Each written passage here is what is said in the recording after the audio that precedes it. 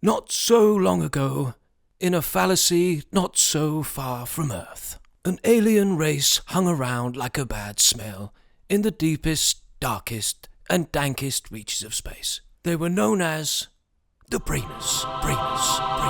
Planet Prolapticus, a small, lumpy, flaccid moon with an irritable bowel system, home to the Brainus race, subjected to violent gases from Uranus and relentless golden showers from the dwarf star Pistovia. The Brainus had, over countless millennia, achieved an evolutionary phenomenon, whereby their brains and bodies had merged into one. Behold, the sphincterality, their density thick, their impulses inane, their communication lacking in language and literacy. So devolved was their digestion, so permanently perched on the toilet seats of time, 'twas if the brown holes of the universe shone darkly on their very existence. For the Brainus did not need material food to survive. They simply needed to think. Their food was thoughts.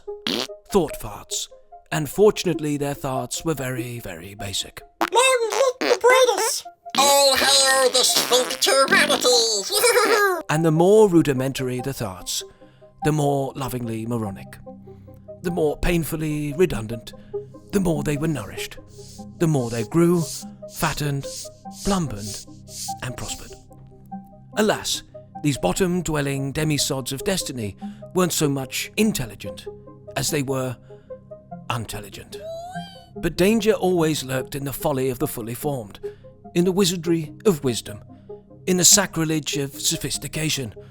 For if a probing idea, an advanced awareness, a philosophical meditation, or the meaning of life entered their puny, bunghole heads, what will happen if I wash my Brainus?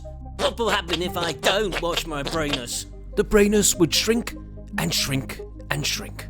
The dreaded shrinkter anomaly. Their ultimate fate, total splutterance, whereby a Brainus overtharts and implodes into itself. Stupidly simple. That's how Lord Brainus, probing prince of the Brainus race, kept things. Like all good monarchs, while he did have a vast stash of rare and rather illuminating thoughts, for their own safety and solidity, he limited his subjects to 2 simple thoughts a day. Above Lord Brainus, there is no higher eye-hole. He is the biggest eye-hole in the universe. But Lord Brainus had a very big problem. He was running out of simple thoughts, and without more soon, his people would perish, and there would be no eye-holes left to worship him. He got down on his glands and knees, looked up to the bleached starfish in the sky, and let out an almighty thought. By the great glands of the cosmic colon, you whose hole shines darkest of all, send me an answer. And my, how they answered.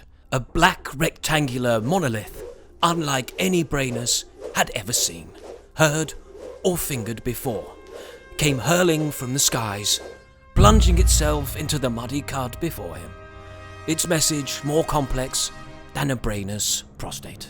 SOS, we are humans from planet Earth. Technology we created rose up against us and took over. Lol, we need rescuing. So off Lord Brainus trekked, to seek out new holes, to sniff out new humans, to boldly probe where no Brainus had probed before.